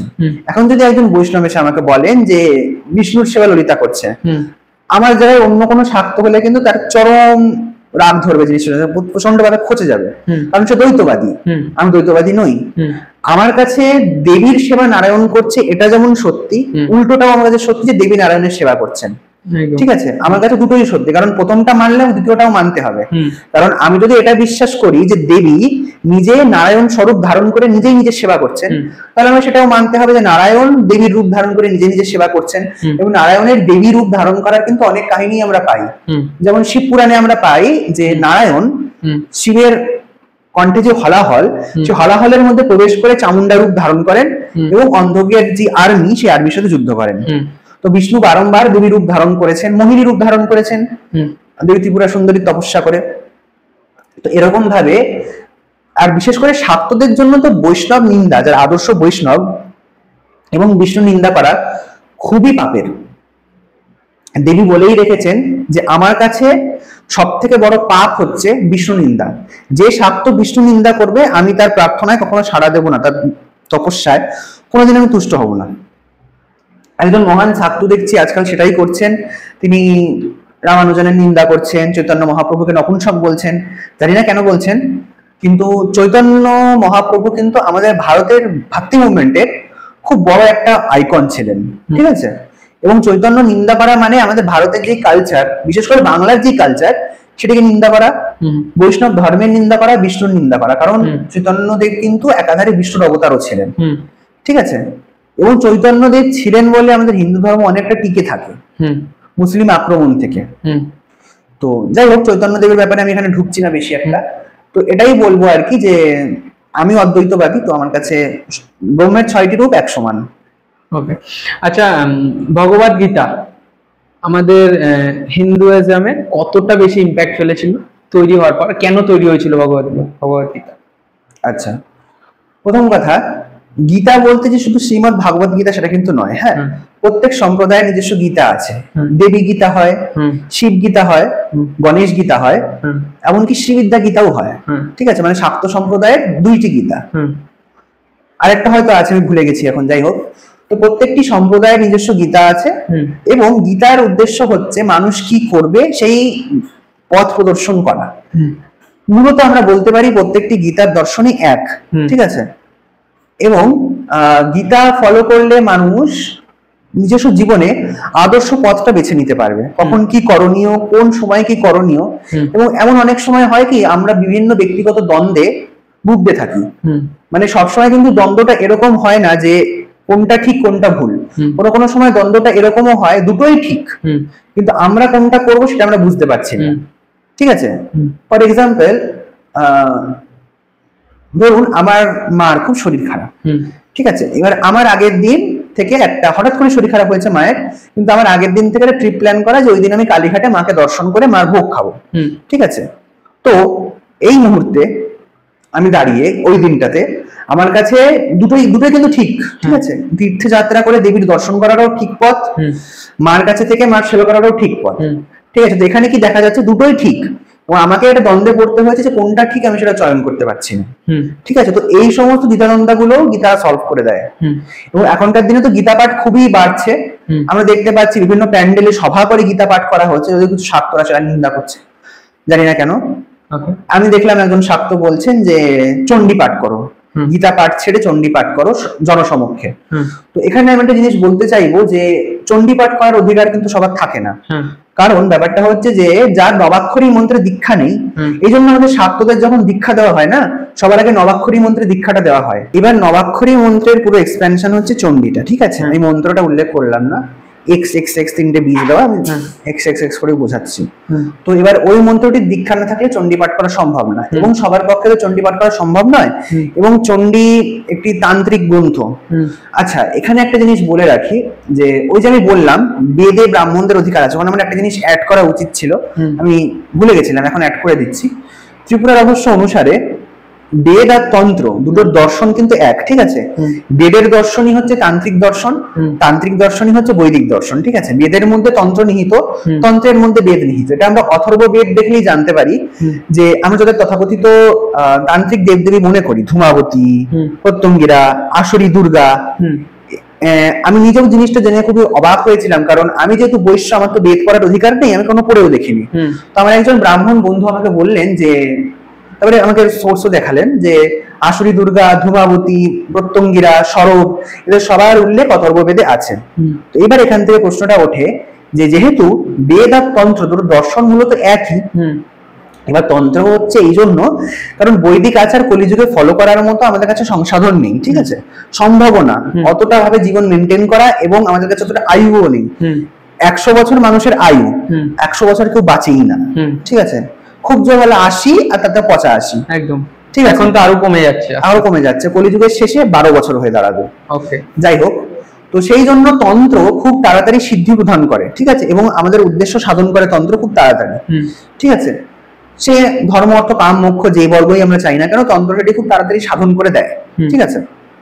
এবার শূদ্রদের, ত্রিপুরা রহস্যে বলা শূদ্রদের কিন্তু শূদ্র সমেত বাকি 3টি বর্ণেরও তন্ত্রের উপরে অধিকার আছে।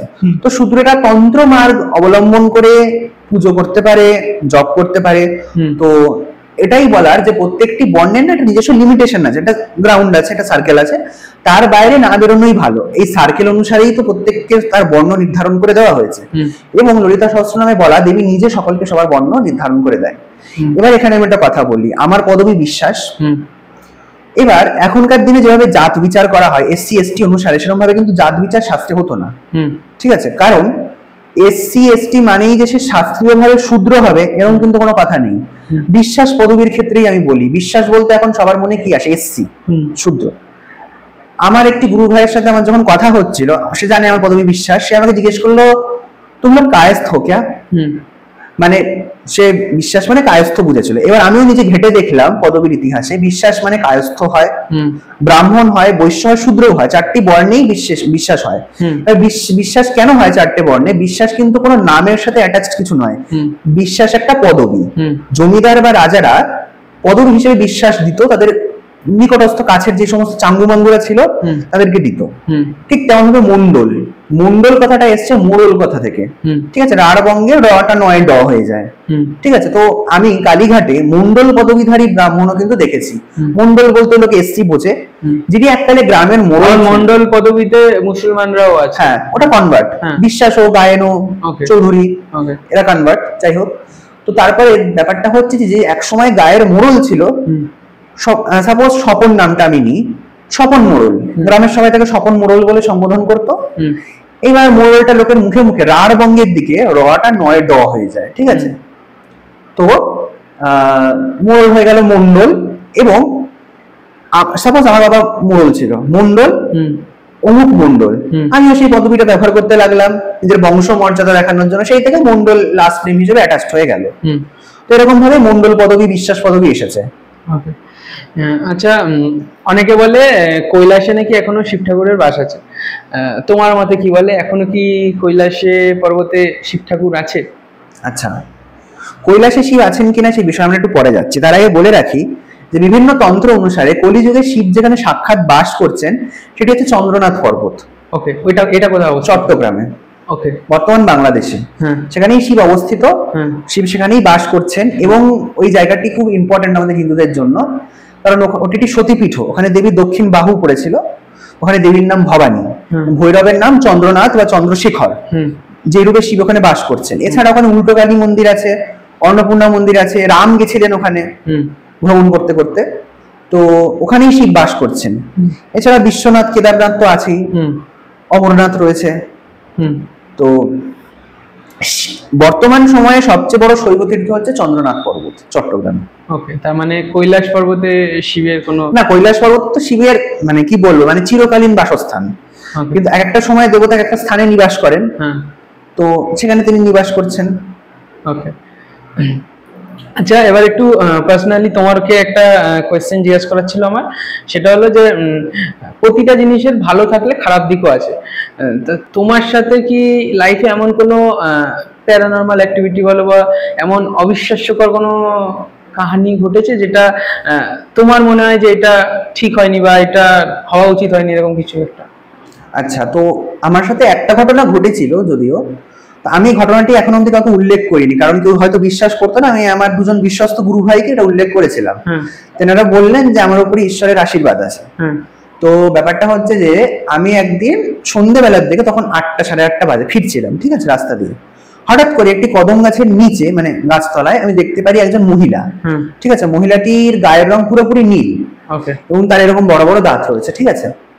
তো তিনি শাড়ি পরে রয়েছেন, লাল পেড়ে সাদা শাড়ি, সম্ভবত কোনো ভূতনি হবেন, হয়তো কোনো দুরাত্মা হবেন তিনি।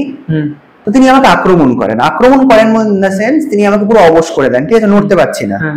এবার কি করব, নড়তে তো পারছি না, মানে অদৃশ্য পাশবদ্ধ অবস্থা যেটা, সেরকম অবস্থা। কি করব আমার কাছে এখানে বাঁচার কোনো উপায় নেই, ভূতদের সাথে তো লড়া যায় না। তো আমার কাছে তখন একমাত্র রাস্তা ছিল আমার গুরুদেবের দেওয়া গণেশ মন্ত্র। তো আমি সেটি জপ করতে লাগি, বেশি না, আমি 3বার জপ করেছিলাম চোখ বন্ধ করে। আমি জানি না লোকজন এটা বিশ্বাস করবে না, আমি চোখটা খুলে নিজেকে দেখলাম আমি নিজের ঘরের মধ্যে বসে আছি। তো এই ঘটনাটা আমি কদম গাছ থেকে এখন তুমি মন্ত্র শেষ করার পর ঘরের মধ্যে, ঘরে, এটা আমি আজ অব্দি কাউকে বলিনি, আমার একজন গুরু ভাইকে বলেছিলাম, খুবই বিশ্বস্ত সে। তো সে বলেছিল আমার উপরে ঈশ্বরের আশীর্বাদ আছে। তো এই একটা অ্যাক্টিভিটি আমার সাথে ঘটে। এছাড়া আমাদের কালীঘাট নিয়ে এমন অনেক অ্যাক্টিভিটি মানে প্যারানর্মাল অ্যাক্টিভিটি প্রচলিত আছে। তার মধ্যে একটি ঘটনা আমি বলি। সপ্তপর্ণা বলে একজন মহিলা ছিলেন, ঠিক আছে, তিনি কালীঘাটে নিয়মিত আসতেন। তো তার বিয়ে হয়েছিল, লাভ ম্যারেজ হয়েছিল, ঠিক আছে। তার বরের নামটা এই মুহূর্তে ভুলে গেছে, সত্য ঘটনা, ঠিক আছে, নিজের চোখে দেখা ঘটনা। ওকে। তো সপ্তপর্ণার বিয়ে হয়, লাভ ম্যারেজ হয়। এবার সপ্তপর্ণার যিনি মা, তিনি চেয়েছিলেন তার মেয়ের বিয়ে একজন ধনী ব্যক্তির সাথে হবে, যেহেতু তাদের আর্থিক অবস্থা খুবই ভালো। এবং সপ্তপর্ণার বাবা হচ্ছে একটু মানে দমে থাকা পুরুষ, যেটাকে বলে বউয়ের কাছে দমে থাকা পুরুষ। তিনি তার বউয়ের মুখের উপরে কোনো কথা বলতেন না, জাস্ট মানে পাপেট বলে না সেরকম আর কি। তো সপ্তপর্ণার বিয়ে হয় যার সাথে, তার আর্থিক অবস্থাটা ভালো না, সবে একটা স্টার্টআপ শুরু করেছে, টেক্সটাইল স্টার্টআপ শুরু করেছে। তো সে হঠাৎ করে দেখে, সপ্তপর্ণা দেখে যে তার শ্বশুর বাড়িতেই থাকতো সে, শ্বশুর বাড়িতে তার শাশুড়ি আর শ্বশুরের সাথে হঠাৎ করে বর বউ মানে সপ্তপর্ণা তার বড় একটা ঝামেলা লাগে। তো সেই ঝামেলা থেকে তার আলাদা হয়ে যায়, ভাড়া বাড়িতে ওঠে। হ্যাঁ, ওকে। এবার রোজ রাতে কাজ ছেড়ে তার বর খুব দেরি করে আসে, ঠিক আছে। এবার দেরি করে আসার পর সাধারণভাবে, এখানে একটু 18+ কন্টেন্ট হয়ে যাচ্ছে যদিও, তো সাধারণভাবে তিনি ফিজিক্যাল হতে পারতেন না তার বউয়ের সাথে, ঠিক আছে। এবার কি হতো, রোজ সকালবেলা সপ্তপর্ণা যখন ঘুম থেকে উঠতো না, তার বিছানা থেকে সিমেন্টের গন্ধ পাওয়া যেত, ঠিক আছে, এবং রক্ত দেখা যেত, ঠিক আছে। এবং সপ্তপর্ণা স্বপ্নে দেখতো তার সাথে একজন সঙ্গম করছে, ঠিক আছে। তো এই জিনিসটা হওয়ার পর বেশ কিছুদিন সপ্তপর্ণা এরকম ভুগতে লাগে। তো সপ্তপর্ণা কিছু বুঝতে পারে না যে রোজ তো লোকে একই স্বপ্ন দেখতে পারে না, রোজ সে একই স্বপ্ন দেখছে এবং তাই অনুভব করতে পারছে তার সাথে কেউ সেক্স করছে এবং বিছানায় সিমেন্টের গন্ধ বেরোচ্ছে, যথারীতি মানুষের সিমেন্টের থেকে দুর্গন্ধ হচ্ছে সেই সিমেন্টের গন্ধে। এবং তখন তিনি একজন তান্ত্রিকের শরণাপন্ন হন এবং সেই তান্ত্রিক সেই চাদরটি নেয় যেটি পেতে সে শুতো, এবং সপ্তপর্ণার উপরে পরীক্ষা করে দেখতে পায় সপ্তপর্ণার উপরে কেউ পিশাচ চালনা করেছে, ঠিক আছে, যে রোজ সঙ্গম করে সপ্তপর্ণার সাথে। এবং সপ্তপর্ণাকে সঙ্গম করে সে এত তৃপ্তি দেয় স্বপ্নের মাধ্যমে যে সে তার বরের সাথে নিজেও সঙ্গম করতে ইচ্ছুক না, তার বর অতটা টায়ার্ড হয়ে থাকে যে করতেও পারে না। আর সেই পিশাচ প্রয়োগের ফলে তার তো শ্বশুর বাড়ির সাথে ঝামেলা হয়ে আলাদা হয়ে যায়। এবার খুঁটিয়ে দেখা গেল সে পিশাচ চালনা তার উপরে কে করেছিল, সপ্তপর্ণার উপরে তার নিজের জন্মদাত্রী মা, নিজের মা করেছিল। হ্যাঁ, নিজের মা করেছিল, কারণ সে বিয়েটি মেনে নিতে পারেনি এবং সে চেয়েছিল যে সপ্তপর্ণা তার বরের উপরে এতটাই বিরক্ত হয়ে যাবে যে বরকে ছেড়ে চলে আসবে, পরে একটা ধনী লোকের সাথে তার বিয়ে দেওয়া হবে। তো এই ঘটনাটি নিজের চোখে দেখা, কারণ যেই তান্ত্রিকের শরণাপন্ন তিনি হয়েছিলেন তিনি আমার নিজস্ব পরিচিত একজন। তো আমি নিয়ে গেছিলাম তার কাছে, যাই হোক এরকম ব্যাপার স্যাপার। তো আমার নিজস্ব ঘটনাটা তো আমি বললাম। তো এরকম ভাবে যারা আসলে যারা আধ্যাত্মিক সাধনা করে তাদের উপরে বাইরে থেকে ইভিল ফোর্সেসরা একটু অ্যাটাক করে, এটা নিয়ম, ঠিক আছে। এবার সেই অ্যাটাকটা ফেস করে সাধক নিজেকে কতটা টিকিয়ে রাখতে পারবে নিজের জায়গায়। আর শুধু ইভিল ফোর্সেস বলবো না, দেবীও কিন্তু মানে যার সাধনা করছো সেও কিন্তু পরীক্ষা নেবে। এবার দেবীর একটা চরিত্র হচ্ছে, দেবী যখন দেখবে তুমি একদম শাক্ত হতে যাচ্ছ, মানে দেবীর সাধনা করতে যাচ্ছ, দেবী কিন্তু তোমাকে তার সাধক হতে দেবেন না। তুমি সবসময় চাইবেন যে তুমি দেবীর সাধনা ছেড়ে দাও এবং অন্য কোনো দেবতার পূজা করো, এটা দেবীর স্বভাব, ঠিক আছে। সেই মুহূর্তে দেবী তোমাকে প্রচন্ড প্রতিকূল পরিস্থিতিতে ফেলবেন, ঠিক আছে। আমারই একটা প্রতিকূল পরিস্থিতি হচ্ছিল যে আমরা একটা এনজিওতে কাজ করতাম, ঠিক আছে। এনজিও নামটি নিচ্ছি না, এখন সেখানে কাজ করি না। তো আমাদের কলেজে কি হয়, আমি আমার যে জুনিয়ররা আছে, জুনিয়র গ্রুপে আমি ওটার পোস্টারটা পাঠিয়েছিলাম, ডোনেশন প্রোগ্রাম চলছিল, ঠিক আছে। তো আমি পাঠিয়েছিলাম। এইবার আমি সেখানে কাজ করতাম, আমি জাস্ট সেখানে একটা এমপ্লয়ি ছিলাম, ডোনেশন কালেক্ট করতাম। আমি জানতাম না যে এটা গভর্নমেন্ট রেজিস্টার্ড নয়। তো আমি পোস্টারটি পাঠিয়েছিলাম। এইবার কি হয়, আমার একজন কি বলবো তেতো শত্রু, তার নামটি আমি নিচ্ছি না, তো সে তখন প্রচার করে যে আমি ভুলভাল ডোনেশন নিচ্ছি, ঠিক আছে, লোকজনকে ঠকাচ্ছি। তো এরকম দুদিন এরকম চলতে থাকে। তো সৌভাগ্যবশত আমার সিনিয়রদের সাথে আমার খুব ভালো সম্পর্ক ছিল, কারণ আমার আইএসসি পাস করার পর 1 বছরের গ্যাপ ছিল। তো আমার একজন ক্লাসমেট স্কুলে, সে আমারই কলেজে পড়তো, আমার সিনিয়র ছিল সে, ওই যে 1 বছরের গ্যাপ ছিল আমার। তো তার থ্রুতে সব সিনিয়রদের সাথে আলাপ এবং আমার খুব ভালো সম্পর্ক ছিল সিনিয়রদের সাথে। তারা আমাকে যথেষ্ট বিশ্বাস করে এবং তারা কি করে, তারা আমাকে বলে যে তোকে আমি আপাতত গ্রুপ থেকে বার করে দিচ্ছি, ঠিক আছে, আমরা জিনিসটা খুঁটিয়ে দেখছি, তুই যার সাথে কাজ করিস তার নাম্বারটাতে খুঁটিয়ে দেখছি, আমরা তো জানি তুই কিরকম, খুঁটিয়ে দেখছি, তারপরে সবটা প্রমাণ করে আবার তোকে আমরা গ্রুপে অ্যাড করবো। যথারীতি সেটা হয়। আমি তো তখন খুবই ভয় পেয়ে গেছি যে একবার যদি কোনো প্রমাণ না পাওয়া যায় তাহলে তো কলেজে আমি চোর প্রমাণিত হয়ে যাব। আর সত্যি কথা বলতে যারা আমাকে ব্যক্তিগতভাবে চেনে না তাহলে আমার চোরই ভাবারই কথা, আমিও তাই ভাবতাম। যাই হোক, তখন আমার ইনিশিয়াল লেভেলে দীক্ষাটা হয়েছিল, ঠিক আছে, জাস্ট প্রথম 4টে মন্ত্র পেয়েছিলাম, তো গণেশ মন্ত্রটি জপ করি। হঠাৎ করে কেসটা এরকম হয় যে সবাই জানতে পারে যে এনজিওটি নন রেজিস্টার্ড, ঠিক আছে, এবং এনজিওর যে মালিক ছিল তিনি স্বীকার করেন যে তিনি আমাকে দিয়ে ফান্ড কালেক্ট করাচ্ছিলেন, ঠিক আছে, এবং এতে আমার কোনো দোষ নেই। এবং তার সেই অডিওটা আমার সিনিয়ররা গ্রুপে ফরওয়ার্ড করেন, সবাই শোনে এবং সবার সামনে আমি নির্দোষ প্রমাণিত হই। আর তারপর ওই ছেলেটাকে গ্রুপ থেকে বার করে দেওয়া হয়। এতটা ইম্প্যাক্ট তোমার প্রতি? হ্যাঁ, তবে ব্যাপারটা হচ্ছে যে ওই মুহূর্তে যদি মানে কি বলবো, মানে আমি চোর মানে প্রমাণ না পাওয়া যেত, পুরো কলেজের সামনে মুখ দেখাতে পারতাম না। ওকে, থ্যাংক ইউ সো মাচ আমাদের পডকাস্টে আসার জন্য। তোমার এখানে এসে কেমন লাগছে? খুবই ভালো, আপনাদের প্রচেষ্টাটা একটু নতুন লাগলো, কারণ আপনারা যে সমস্ত টপিকে আজ প্রশ্ন করলেন সেগুলো একদম মানে কি বল বেসিক লেভেলের প্রশ্ন। এই সমস্ত প্রশ্নে এখন কেউ মন দেয় না বা করতে চায় না। লোকে এখন ইউটিউবে যে সমস্ত জিনিসগুলো ট্রেন্ডিং তার উপরে ভিডিও করতে চায়, তার উপরে খুব মানে ট্রেন্ডিং একটা টপিক হচ্ছে বেশ্যা কর্ণপিশাচিনী। কর্ণপিশাচিনীকে বেশ্যা প্রমাণ করতে চায়, তারা সাধকের সাথে সঙ্গম করে এটা প্রমাণ করতে চায়, এই নিয়ে অনেকে ভিডিও করছেন এবং অনেক ভুলভাল তথ্য পরিবেশিত হচ্ছে। তো সেই জায়গা থেকে দেখলাম যে আপনারা একদম ট্রেন্ডিং টপিকের উপরে ভিডিও না করে বেসিক জায়গায় মানে বেসিক লেভেলের ভিডিও করছেন, এটা খুব ভালো লাগলো। এবং আপনাদের যে কে কি রিঅ্যাক্ট করবে সেটা চিন্তা না করে সত্যটা উপস্থাপনা করার যে ইচ্ছাটা, সেটা খুব ভালো লাগলো। ওকে, থ্যাংক ইউ সো মাচ আমাদের পডকাস্টে আসার জন্য। তো বন্ধুরা, আজকের মতন পডকাস্টটা আমরা এখানে শেষ করছি। ততক্ষণের জন্য আমাদের চ্যানেলটিকে সাবস্ক্রাইব করো, লাইক করো, শেয়ার করো। এরকম ধরনের ভিডিও দেখতে গেলে আমাদের কমেন্ট সেকশনে অবশ্যই জানাও। আজকের মতন বাই বাই।